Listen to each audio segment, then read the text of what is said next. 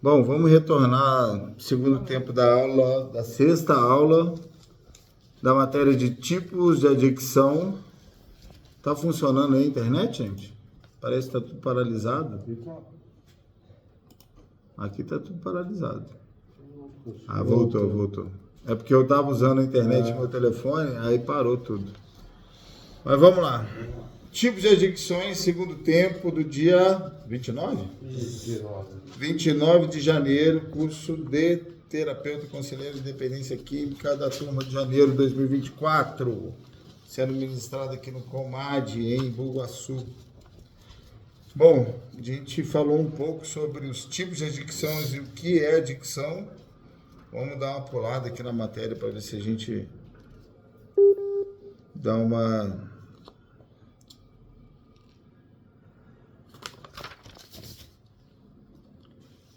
Deixa eu ver aqui.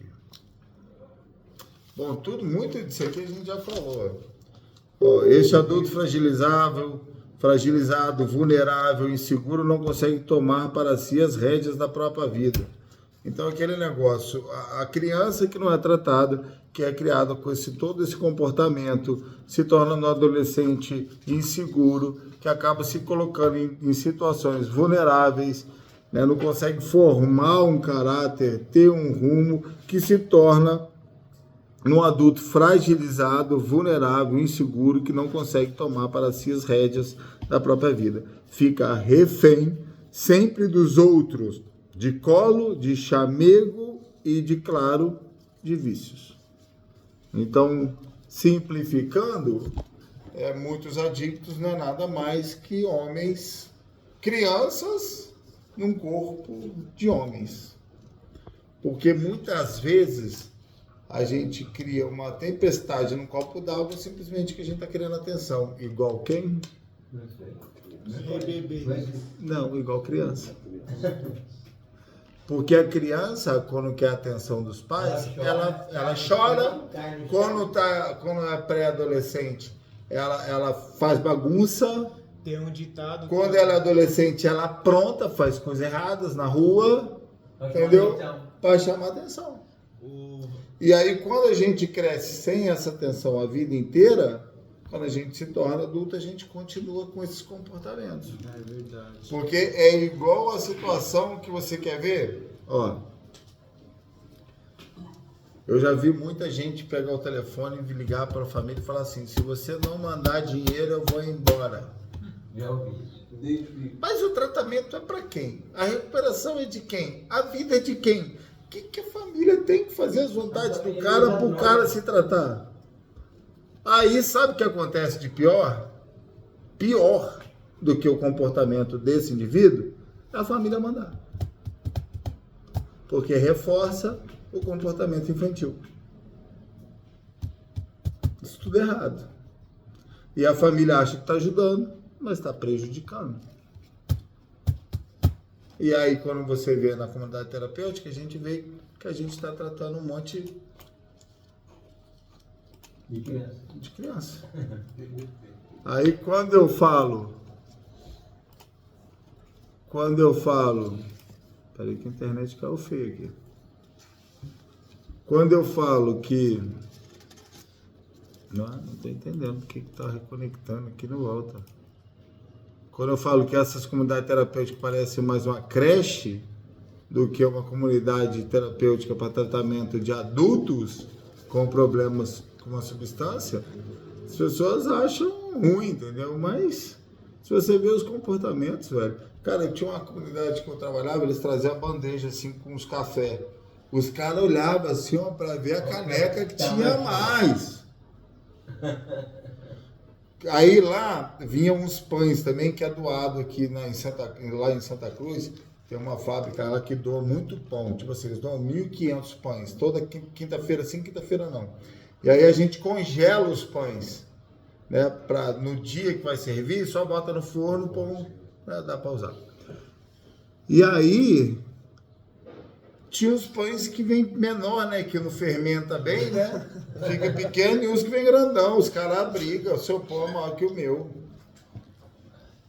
Pô, pelo amor de Deus, velho. Os caras criou um tipo de sobrevivência, né? Pelo amor de Deus, não. Pelo amor de Deus. Não tem como, entendeu? Não tem como lidar com certas coisas. Então, tem coisas que, por mais que seja difícil pra caramba, tá? É muito difícil, mas é necessário, tá? Eu ser incisivo, colocando a pessoa a pensar se aquele comportamento dele condiz com a estatura dele. Entendeu? Porque olha só, você não pode virar para a pessoa e falar assim, cara, você está sendo infantil, você vai arrumar problema. Ou então você virar e chamar o cara de RBB. Isso é querer arrumar briga. Essas palestras de RBB eu não gosto, né? Eu já falei. Porque isso é um problema, não é uma opção. Mas Eu não sou infantil por opção. Eu sou infantil por causa de todos os problemas e causas da minha dependência que me tornaram com essa debilidade. Emerson. O que é um RBB?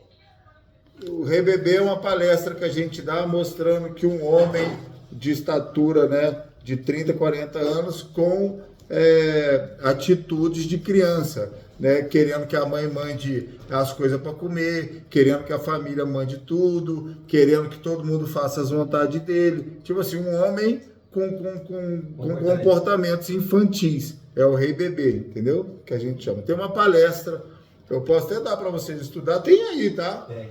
Lá nos arquivos que eu mandei, tem a palestra do RBB lá. Aí no grupo tem. Eu não gosto de dar ela porque eu entendo que não é...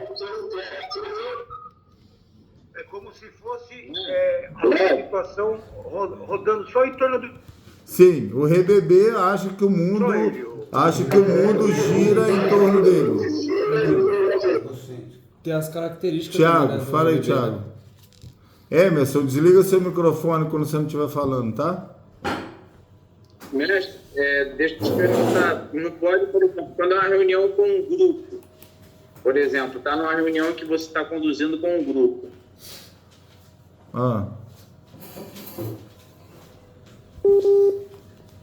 Caiu. Tem um terapeuta lá, o Brandão, que ele também tinha dificuldade também de dar essa palestra. Então ele só passava as características. Não, eu não tenho... Ele não, passava rapidinho. Não, olha só. Ele já pulava já. Não me entenda mal, eu não tenho dificuldade. Eu não acredito que seja assertivo essa palestra. Não é dificuldade. Não é que eu tenho dificuldade de dar ela. Eu não posso levar uma condição a uma situação de chacota, porque a maioria das pessoas que dá essa palestra faz chacota com o problema. Tem uns terapeutas que botam chupeta, tá? Tem uns que pega pesado, bota chupeta na boca, faz um monte de mímica, de bebê, dá exemplos até mesmo verídicos de pacientes que está presente. Então já cara, entendeu? Expoio. Então, assim, eu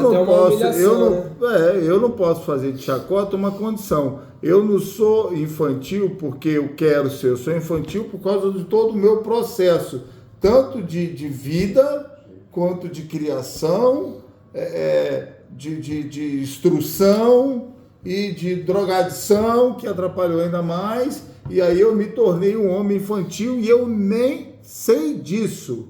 E aí vem um cara e faz chacota com a minha condição. Eu não sei como eu não deu uns problemas já nas clínicas, né, nessas palestras, entendeu? Mas eu não gosto. Eu realmente identifico, entendo que é uma condição que todo dependente químico tem e que você precisa de levar ele à autorreflexão. O cara, quando está criando uma situação exagerada de uma coisa que não é importante, você só tem que pontuar. Ver assim, cara, essa atitude é necessária para isso? Isso é importante para você? É necessário isso? Porque talvez só você fazendo ele, entendeu? Refletir sobre ele, é o que vai constranger ele e fazer ele se comportar melhor sobre aquela situação. Entendeu? A gente não pode entrar em rota de colisão fazendo chacota com condições. Entendeu? Isso é que eu acredito. Eu também acredito nisso. Muitas vezes um comportamento infantil também merece, sabe o quê? Minha filha era assim, minha filha nos Estados Unidos era assim, minha filha se jogava no chão, querendo as coisas. Uma vez a gente estava no mercado, ela se jogou no chão querendo alguma coisa, e eu e a mãe dela saímos correndo, se escondemos. E ficamos de longe olhando. Ela se esperneou, se debateu, gritou. Na hora que ela olhou, que não viu ninguém, ela, parou. Não tinha plateia? Parou e apavorou, porque aí ela ficou com medo, agora ela estava sozinha.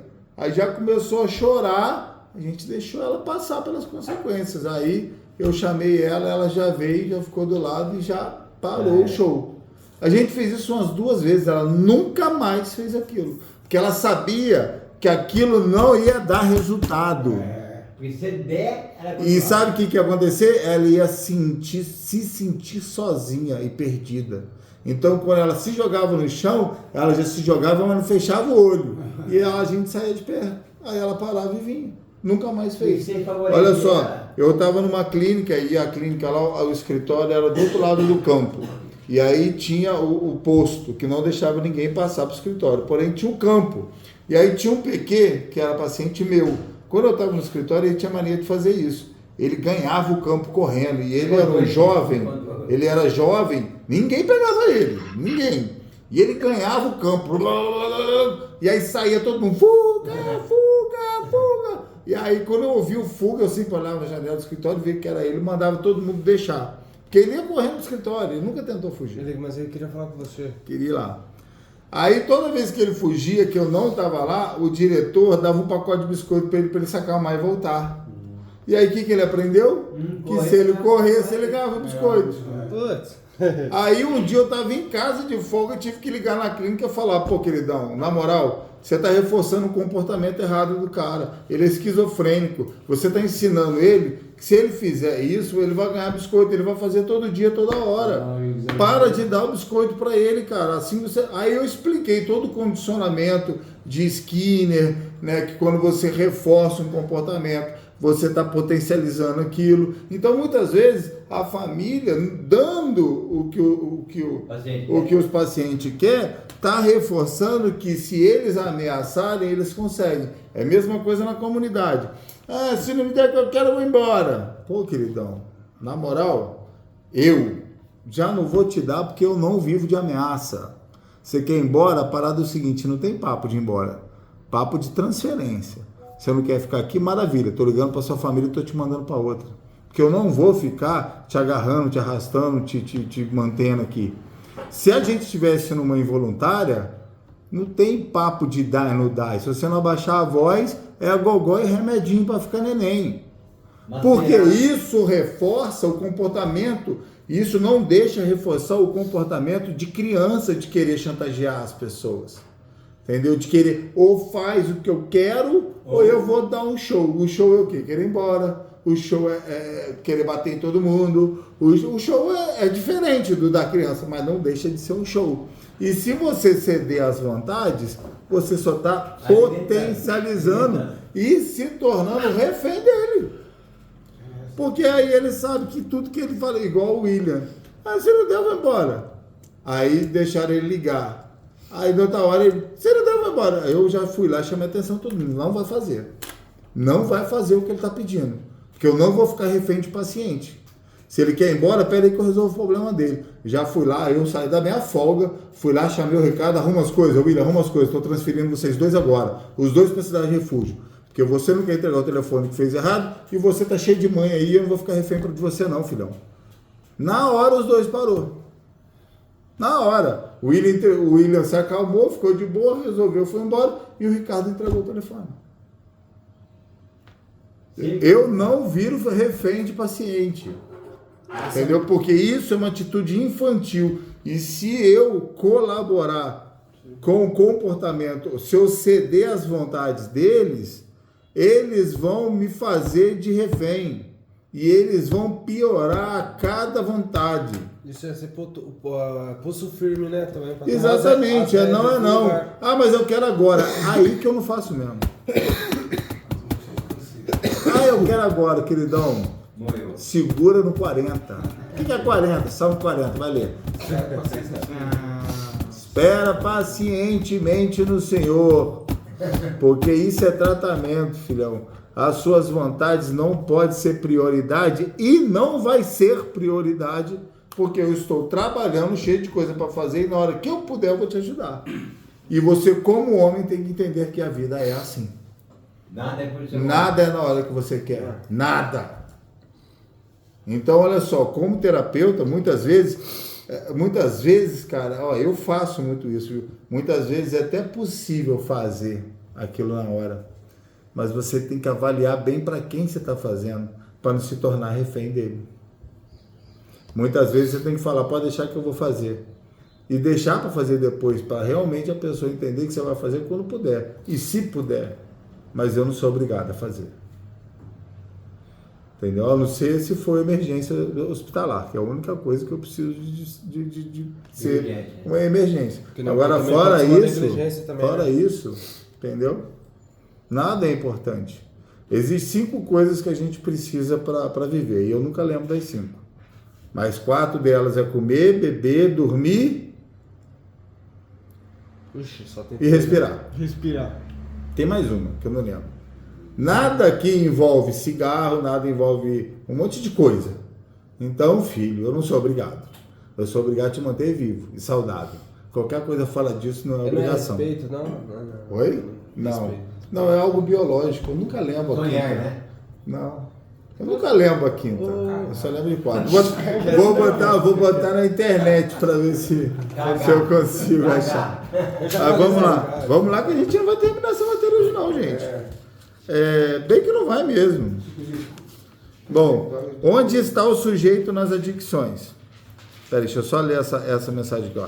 Esta é a minha visão da doença. Ainda em campo empírico, é totalmente aberto em qualquer tipo de discussão, retorno ou reavaliação, mudança nos paradigmas. Fica evidente, então, que a adicção nada tem a ver com dependência química. São coisas distintas, que no máximo se confundem ou se fundem num determinado momento da vida. Não é mistério que o adicto se torne dependente. Então, olha só, qual que é a diferença do adicto para o dependente químico? O adicto, ele pode ser uma pessoa que é escravo de um comportamento. Ele é escravo de um comportamento, que mais na frente pode se tornar um comportamento que torne ele dependente químico. Então, olha só, eu, antes de me tornar dependente químico, eu já sou adicto. Por causa que eu sou escravo de comportamentos, de coisas que eu tenho feito que está prejudicando a minha vida. Não necessariamente ligados a drogas ou a álcool. Porém, esses comportamentos vai me levar a acabar entrando no abuso de substâncias. Então, tudo vem do comportamento. Da psicóloga, olha só, na faculdade de psicologia, é determinado que a dependência química ou adicção é uma doença comportamental, que precisa ser tratada com mudanças de comportamento. E aí você acha, poxa, isso não é verdade. Não é, porque olha lá o evite. Evitar hábitos é mudar de comportamento. Evitar lugares, mudança de comportamento. Pessoas, mudança de comportamento. Dinheiro. Eu preciso de me relacionar diferente com dinheiro, mudança de comportamento. Eu preciso de se tornar mais responsável, mudança de comportamento. Eu preciso deixar de ser egocêntrico, mudança de comportamento. Então, se eu realmente me preocupar com o meu comportamento, realmente me preocupar com a minha mudança de caráter, eu alcanço sim uma sobriedade e um tempo limpo.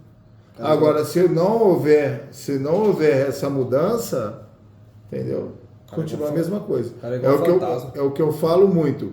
Se a pessoa que entra na comunidade não morrer lá dentro e não sair outra, sai a mesma pessoa e volta a fazer as mesmas coisas. Porque se a doença é comportamental e eu não mudo, continuo sendo a mesma coisa, o que vai adiantar? Eu ficar lá 6 meses ou 1 ano. Não. E aí que tá, como terapeuta, às vezes a gente precisa de sinalizar se a pessoa está se tratando ou não. Como que eu estou vendo se ela está se tratando? se ela está mudando o comportamento dela. A pessoa que roubava para de roubar, o cara que ficava na cama começa a ficar ativo, o cara que não se preocupava, que não buscava nada, começa a buscar, o cara que não ia na igreja começa a ir na igreja, o cara que não lia começa a ler, o cara que não se interessava começa a se interessar, o cara que não tomava banho começa a tomar banho, o cara que não se arrumava começa a arrumar, começa a se interessar por coisas de recuperação, o cara que não fazia nada começa a trabalhar. E aí é onde você avalia a recuperação do cara, o tratamento do cara. Agora, se o cara está lá há tanto tempo e você está acompanhando ele está estagnado do mesmo jeito, ele vai ser do mesmo jeito. Vai voltar. E eu vou te falar, não precisa ser nem terapeuta para você mapear isso. Você, na comunidade, você consegue ver os que estão mudando e os que não estão. Você nitidamente consegue ver os que vai continuar voltando e os que provavelmente vão conseguir encontrar essa nova maneira de viver. A verdade é essa.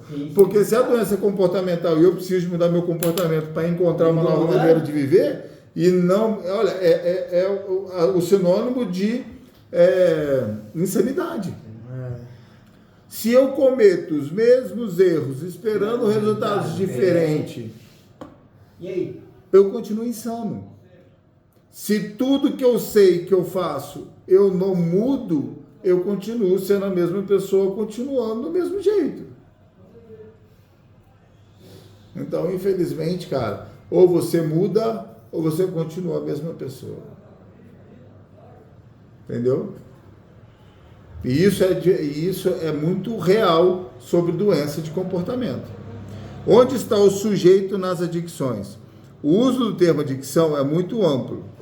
Em linhas gerais, designa o consumo compulsivo de substâncias psicoativas, que é a SPA, que a gente chama, né, de substâncias psicoativas, as quais são classificadas a partir de seus efeitos potenciais. Todavia, esses efeitos variam de acordo com o organismo de cada pessoa. Quanto ao alcoolismo, alguns autores preferem destacá-lo como uma categoria à parte das adicções. Com isso, além da droga de escolha, que pode ser mais de uma, a frequência de uso e a quantidade ingerida é que o sujeito busca com a droga são aspectos que impedem a definição de uma categoria única de adicção.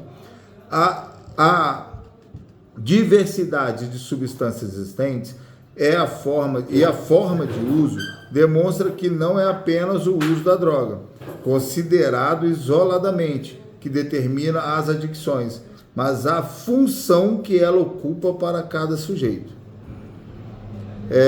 Birman, em 2000, afirma a existência de dois grupos distintos de indivíduos que se relacionam com o consumo de drogas: o usuário de drogas e o toxicômano. Toxicômano é uma expressão usada há muito tempo atrás também, viu, gente? Que era tipo o dependente químico adicto. Antes do adicto era o toxicômano. Na época dos hospício. Os hospício eram os PQ e os toxicômanos. Entendeu? Hoje não tem mais, né? Tem alguém aí fazendo ligação no grupo. Ou adicto, né, na nomenclatura, que preferimos adotar nesse trabalho. O que torna tais indivíduos distintos, segundo o autor, é a dimensão compulsiva do padrão de uso. Por exemplo, o cara que usa todos os dias seria o dependente químico, o cara que usa esporadicamente seria o adicto. Tentaram classificar, de alguma forma, por quantidade de uso e frequência de uso, os adictos. Porém, com a nossa experiência, muita coisa, a literatura mesmo, às vezes a gente começa a debater com ela. Por quê? Porque o que usa esporadicamente vai chegar ao uso diário. Então pode até classificar, entendendo que é progressivo, que todo mundo vai chegar no mesmo lugar. Então, assim, é coisa de estudiosos da dependência química que não são dependentes, filosóficos. Eles querem fazer disso uma filosofia, né? Que não vai nunca, porque na verdade todo mundo vai chegar no mesmo lugar. Vai encontrar os 3C, né? Ou caso de recuperação, cadeia ou caixão. A verdade é essa. Continua sendo verdade da literatura essa. Bom, pulando um pouco aqui, gente, vou entrar aqui no resumo cultural. Onde está isso? O meu não tem. Página? Pera, deixa eu tentar achar. Está em as adicções na... Adicções na contemporaneidade, um pouco antes. 22? Um pouco antes, bem antes. Lá, em resumo, começa assim, ó, em resumo. Onde está o sujeito? Não. Não, já um pouco para frente. O tratamento. Começa assim, ó, em resumo. Achei, na contemporaneidade. Um pouco antes, a contemporaneidade antes disso. Onde está o lado esquerdo? Resumo Da a direita. cultura responsável pela criação de normas. Sim. Isso. Ó, a cultura é responsável pela criação de normas que regulam a satisfação pulsional a partir da sua internalização pela incidência da lei paterna. É como efeito da interdição e obstenção do prazer pleno. Advém o mal-estar. Em contrapartida, a cultura oferece meios de compensação. Emerson, microfone.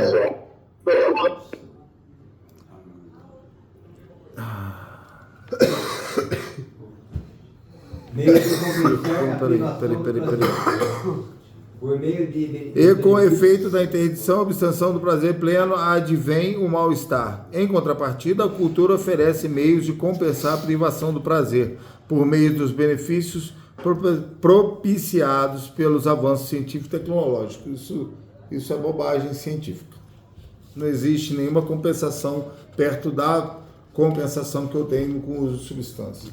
Isso aí, assim, a gente tenta fazer ficar bonito algo horrível. Na verdade, a gente precisa... Porque, na verdade, o tratamento antigamente era esse reforço positivo de busca de um prazer da vida normal em troco desse prazer, porque quem nunca passou por isso acha que consegue equilibrar. As pessoas que não passaram pela dependência química acham que o prazer de ter um dia no parque agradável com a família é mesmo prazer de usar droga, ou o sexo é o mesmo prazer de usar droga. Eles não entendem o porquê o dependente químico troca tudo isso pelo prazer da droga, sendo que na cabeça deles isso é comparável de alguma forma, mas não é. A diferença é absurdamente desproporcional. Então, assim, até mesmo na literatura que eu escrevi, que eu precisava de botar esse conteúdo, a gente entra em desacordo, porque a gente entende que isso não funciona. Muitas vezes, psicólogos tentam fazer um reforço comportamental com o paciente dependente químico, querendo reforçar que ele consegue ter prazer na vida, tendo uma vida normal. Poxa, por que você não vai jogar bola, não vai surfar, não vai jogar um basquete, buscar coisas que te deem prazer ao invés de buscar e usar droga? Pô, dá vontade de falar, pô, queridão, sai fora dessa área porque você não entende de nada. Mas é o que acontece, e é o que acontecia. Hoje em dia, a maioria dos profissionais já entende que não pode ser usado disso. Por quê? Porque, olha só, eu preciso de usar um reforço positivo no comportamento. Se eu tenho uma doença comportamental, eu preciso usar o fundamento de Skinner, que eu posso reforçar os comportamentos bons e posso punir os comportamentos ruins. Como? Quando a gente usa o método Minnesota na comunidade, né? Todo mundo olha todo mundo para todo mundo ganhar. Então, todo mundo começa a ajudar todo mundo a cumprir as tarefas e horários para no final ter um prêmio em comum. Isso é reforço de comportamento em grupo. Quando eu começo a usar isso para um dependente químico ou para um dependente químico, olha só, se você cooperar, ajudar a gente nas laboterapias, participar de todas as tarefas, participar de todas as reuniões, a gente vai te colocar na equipe, e na equipe a gente tem benefícios. Aí o cara vai direitinho, né? E aí, depois de um tempo, você bota ele na equipe, que é o prêmio. Então você fez um reforço positivo no comportamento que você quer que ele tenha, tá? E aí, olha só o problema. E aí, tem um cara que não fez nada disso e você dá o prêmio. E aí você reforça um comportamento errado. Que ele não precisa de fazer tudo certinho para conseguir o prêmio. Esse você ajuda, esse você atrapalha. Às vezes o cara já está acostumado. E aí, quando o cara faz algo errado, a gente se identifica e não quer punir, porque a gente talvez até já tenha feito aquilo errado igual o cara, né? O nome disso é esforço e recompensa. Exatamente, é reforçar, é reforço... Como que é? Skinner? Skinner, isso é a teoria de Skinner. Teoria de Skinner. Então, eu preciso de reforçar os comportamentos bons e de dar disciplina nos comportamentos ruins. E isso é a única maneira comprovada de reformular o comportamento de um ser humano. Por que muita gente hoje em dia está numa comunidade terapêutica? Porque talvez foi reforçado o comportamento de errado. Porque olha só, você quer ver um erro das mães? Continuar pagando as contas do filho que está usando droga, pagar as contas na boca dele, dar tudo que ele quer, tudo que ele precisa. Alimentando. Ele está fazendo coisa errada e está acontecendo o que na vida dele? Está ganhando prêmio. Vende as roupas, tudo, chega em casa, a mãe compra tudo de volta. Sabe o que ele faz de novo? Vende de novo. Vai lá, quase é morto pela boca porque ficou devendo. Aí a mãe vai lá e paga. O que a mãe fez? Abriu crédito. E vai pegar fiado outra vez. Vai pegar fiado outra vez e vai acabar sendo morto. Aí a culpa foi de quem? Da mãe.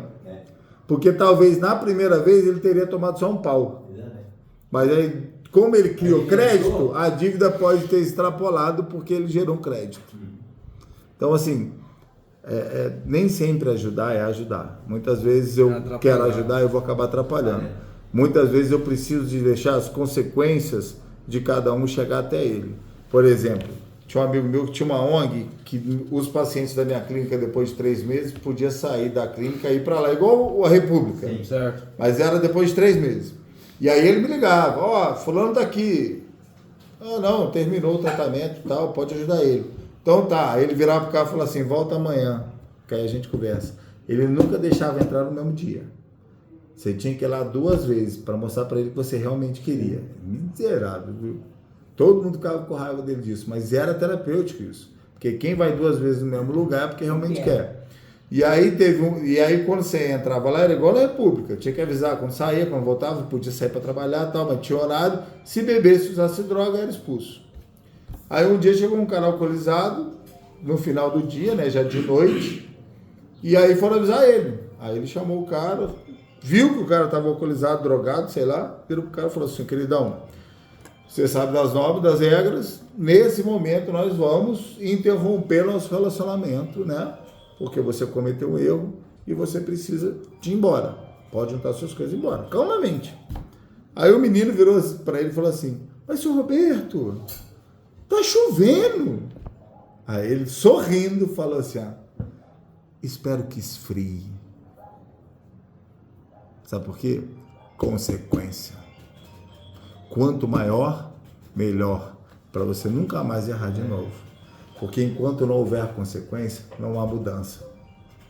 Enquanto as pessoas acharem que comunidade terapêutica é spa, é lugar para todos fazerem a minha vontade para mim não ir embora, eu continuar sendo filhinho do papai, o crianção que quer recompensa, eu vou continuar voltando.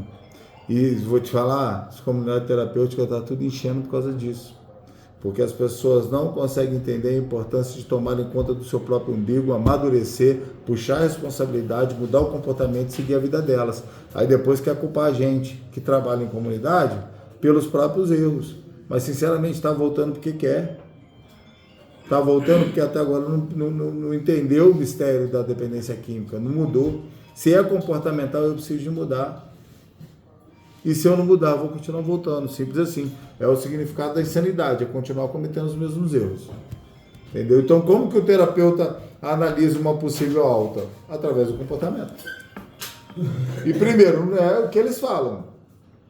Sinceramente. O que eu pontuo, o que o paciente fala para mim, que eu preciso de pontuar, é o que ele abre para mim da vida dele, para mim entender os traumas dele e ajudar ele. Entendeu? Para como ele superar isso. Isso é o que eu levo realmente a sério. Qualquer outra coisa, briga, gritaria, surtar, e isso aí faz parte, velho. E, ó, não me incomoda. Ó, é o tratamento, filho. Faz parte do processo. Se quiser rolar na grama, pular na piscina, sair correndo pelado, não muda o meu olhar pro paciente. Não muda. Porque está no processo de abstinência, um processo de tribulação, um monte de problema, qualquer coisa assim é plausível. Porém, eu preciso de ver se esse cara que está até dando cabeçada na parede, surtando e gritando, vai parar, vai mudar e vai começar a agir diferente. E aí, eu olhando, eu vejo nitidamente a evolução de cada um. Às vezes o pastor fala assim, fulano, não sei o quê. Eu falo assim, ô pastor, peraí, ó. Ele está melhorando sim, está melhorando, está evoluindo sim. Porque às vezes quem não está lá o dia inteiro não vê. É que assim, ele fala que é um resultado... Cara, isso aí sinto muito, isso aí não... Como ele não sabia? Porque eu já acumulou a abstinência do crack, que eu já fumava bem, mano. Aí já juntou o negócio que me roubava. Mas olha só, isso daí é um comportamento infantil, achar que as pessoas têm que fazer a minha vontade, filho.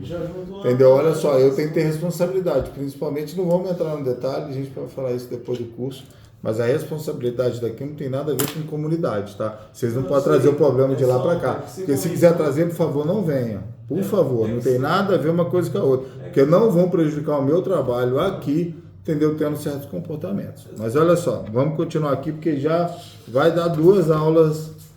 Bom, vamos pular aqui para tratamento, o tratamento das adicções e laço social, só para a gente terminar a aula de hoje. E ó, amanhã a gente vai continuar, tá? Não. Caraca. Falta 10 minutos. Não dá. Bom, alguém tem alguma pergunta? Não adianta a gente querer acelerar. Senhor, eu queria só que o senhor explicasse para mim. O jeito de eu mudar meu comportamento. Como que é? Mudar meu comportamento com a minha família, que eu não sou romântico com a minha família. Ó, a gente vai parar aí, ó, na adicções e contemporaneidade, tá? Vou marcar aqui, que aí amanhã tem 2 folhas pra gente continuar. Vamos só fazer o debate aí final da aula, a gente falou sobre muita coisa. Como mudar o comportamento? Então, olha só, é o que eu sempre ensino para os meus pacientes. Já te chamo, Thiago. É o que eu sempre ensino para os meus pacientes. Não adianta você ter um comportamento péssimo na frente da sua família, querendo convencer eles com as suas palavras. A gente tem que lembrar que quantas vezes a gente já prometeu para a nossa família que a gente não ia fazer de novo. Então, assim, eu tenho que ser um pouco inteligente, né? Eu tenho que amadurecer, eu tenho que virar homem, eu tenho que crescer, eu tenho que evoluir, entendendo que eu já não tenho credibilidade, que eu tenho uma cama e eu vou deitar nela, tá? Então, olha só, o jeito de mudar é realmente mudar. Eu não ensino isso para as pessoas manipular a família, eu ensino isso porque é o caminho certo. Eu só vou conseguir mostrar para a minha família a minha mudança quando eu realmente mudar e parar de tentar convencer elas através de palavras. E eu vou te falar, as pessoas que são especialistas no seu comportamento é a sua família. Então não adianta eu querer ser o que eu não sou, porque eles vão saber. E enquanto eles verem que você continua sendo a mesma pessoa, você vai sofrer as mesmas consequências, que é continuar internado. Aí a pessoa fala assim, mas eu vou ficar internado quanto tempo? Até você mudar. Depende de você, não depende de mim. Entendeu? Não depende de mim. E não depende da sua família também não, cara. Agora, quem te libera é a sua família. Quem tem que ver sua mudança é a sua família. E aí? Ou você muda e a tua família vê que você mudou e acredita em você de novo, ou você não muda, continua tendo os mesmos comportamentos. Mas aí, olha só. Emerson. Mas olha só, aí você tem os seus fatores também, que pode ser os traumas que você gerou na sua família e que você tem que lembrar que por mais que você pague o seu tempo na comunidade, você vai acabar pagando o tempo deles também. Sim. Porque você que adoeceu eles. Sim. Então você pode mudar, você pode ter mudado, você pode ter aprendido, você pode já estar melhor, mas sim, infelizmente você vai pagar o tempo deles. Aí que é o doído. Porque talvez a família esteja tão doente e seja pessoas tão prepotentes que não abram a mente para ver que há uma possibilidade que o seu tempo pode exceder. Mas a culpa é de quem? Estou sendo institucionalizado há 14 anos. Entendeu? Tenho 70 contratos de internação. Entendeu? Mas aí assim, a gente não pode falar quem é certo e quem é errado, porque isso tudo, sinceramente, sinceramente, nenhuma família, eu já vi família, nego fala, eles me internaram para ficar com dinheiro. Pô, cara, vou te falar. Caraca, isso aí. Vou te falar, tinha um cara que ganhava R$1.300 e falava que a família dele internou ele por dinheiro. Aí eu virei para ele e falei assim, você sabe quanto que sua família paga aqui? Paga 900. Tá, então sobra R$400. Então sua família te internou por causa de R$400? Não é, porque olha só, sua família vem te visitar? Vem. Quantas vezes? Todo mês. Traz comida, traz biscoito, traz cigarro, traz. Então, você acha que elas não estão gastando para te manter internado? Porque R$400 não banca isso. As pessoas pensar, né, mano? Entendeu? E aí você quer ver outra? Para entrar aí, igual uma família veio questionar, né? A família chega questionando comunidade, é como se a gente tivesse que ser um spa, né, com 1 milhão de profissionais, todo mundo de branco, uniformizado, e tudo limpo, higienizado, e a pessoa paga R$900 por mês. Aí eu falei para uma família uma vez, eu falei assim, quanto você paga num prato de comida desse aí? Arroz, feijão, um hambúrguer e uma saladinha. Quanto custa aí na rua? Uns R$10? A moça falou, Então, vezes 2 é 20, vezes 30 dá 60, dá 600. Então, só o almoço e janta já foi R$600. Fora a moradia, água e luz. E aí, se a gente botar o café da manhã, o café da tarde e a ceia, botar psicólogo, terapeuta, manutenção. E aí, se você pensar, a gente está pagando para tratar. Entendeu? Então, assim, não é bem assim. Se você quiser um tratamento 5 estrelas, eu tenho. R$4.500. Também tem no Bairral, não entendeu? Então, assim, não dá pra gente ser incoerente com certas coisas. Não dá. A gente tem que entender sobre tudo. Né? Talvez a gente está exigindo da nossa família algo que a gente não pode exigir. Muitas vezes os pacientes querem que a família entenda, compreenda, perdoe, mas ele nem parou para pensar o dano que ele causou. Porque quem bate esquece. Agora quem apanha não esquece. É verdade. Então provavelmente eu nem lembro tudo que eu fiz para minha família, mas eles lembram.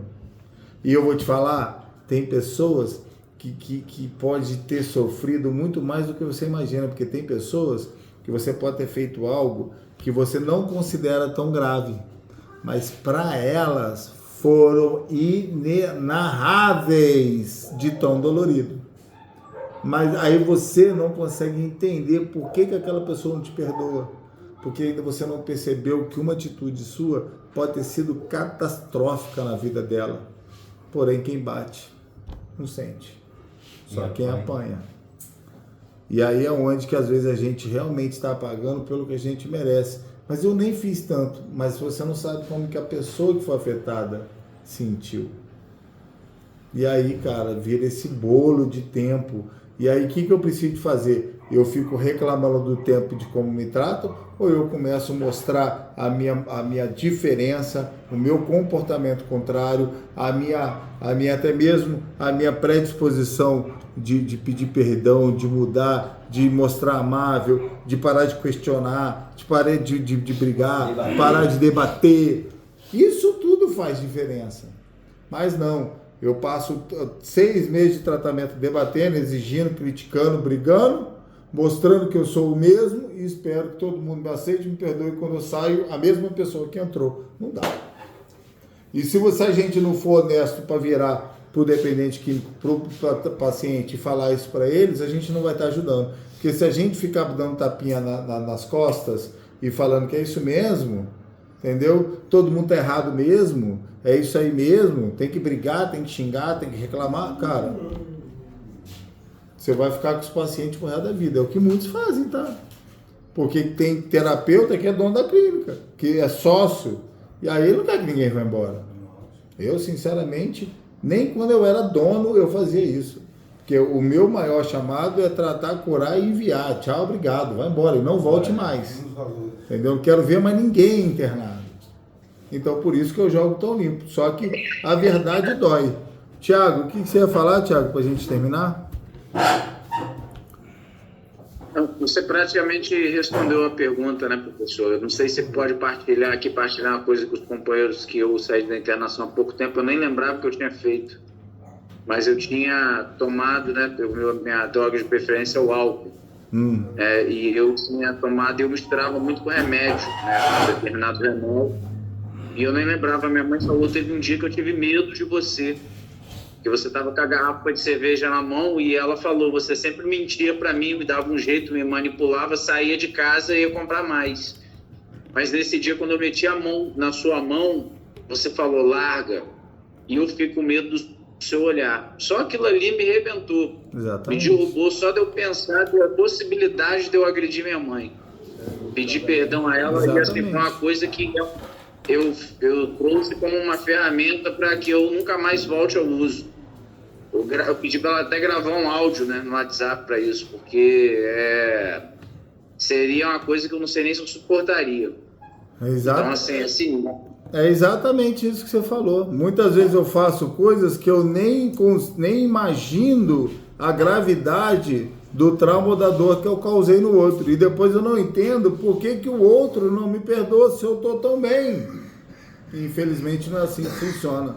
Se a pessoa não te perdoou, se ainda está com alguma resistência, eu tenho que ser humilde, honesto, maduro de entender que eu causei algo nela que talvez seja irreversível.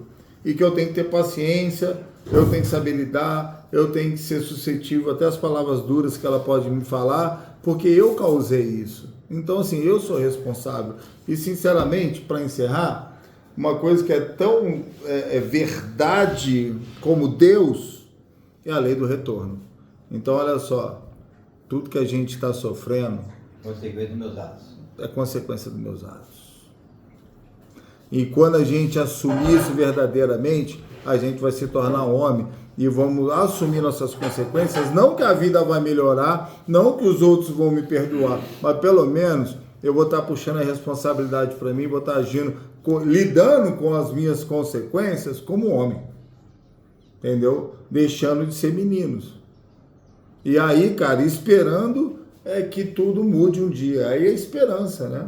Eu, sinceramente, eu tenho familiares que eu causei também problemas, porque eu era uma pessoa muito agressiva, que não falam comigo até hoje. E eu sinto muita falta desses familiares, que é uma irmã mais nova e uma tia, que foi as minhas maiores perdas em toda a minha vida.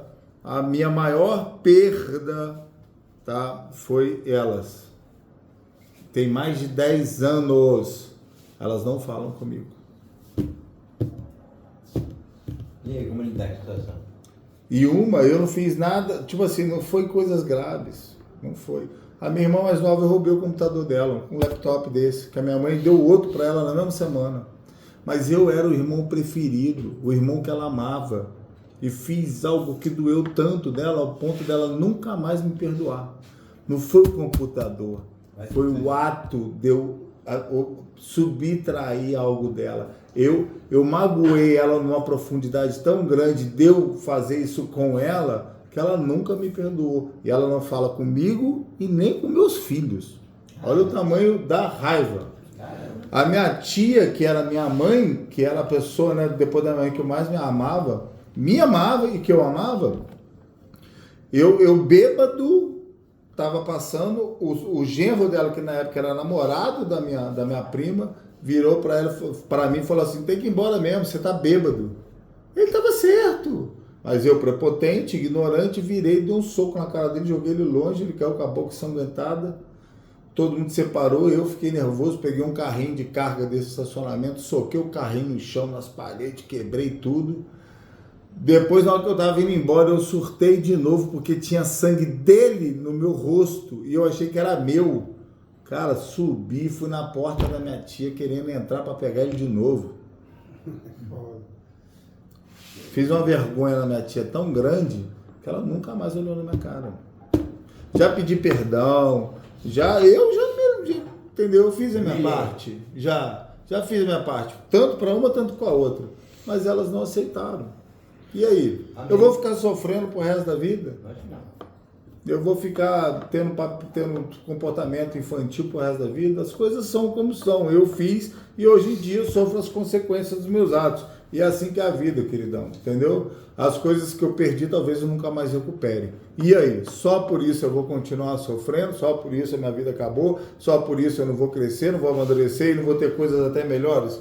Às vezes sim, às vezes não, mas é a vida. Entendeu? Eu preciso de ver a vida como um homem. Eu não sou mais um menino.